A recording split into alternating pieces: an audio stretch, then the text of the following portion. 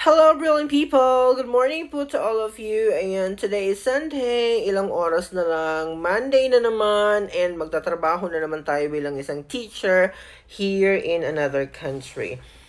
Okay, anyway, before anything else, meron pala akong coffee here. Look at that one. Okay, my favorite coffee. Meron akong banana here. Kukombine ko sila. Tsaka may mga tira-tirang mga bread ako here. Yun ang kakainin natin for our breakfast today. Pa-flex ko lang sa inyo yung, kahapon di ba nagpunta ako sa school kasi meron kaming activity. Most of the time, may mga natatanggap talaga tayo. May mga ganito sila. Maganda yung packaging, no? Ito yung hinahangaan ko sa Taiwan kasi yung mga boxes nila dito, ang gaganda talaga. Ayan.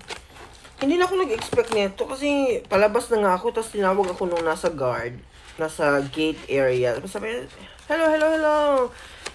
Tapos binigyan nila ako ng ganito. Ayan ang laman. Packaging niya to, oh.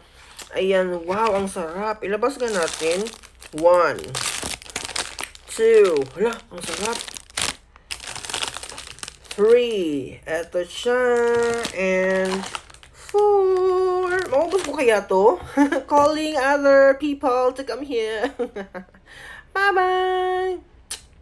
Happy Sunday.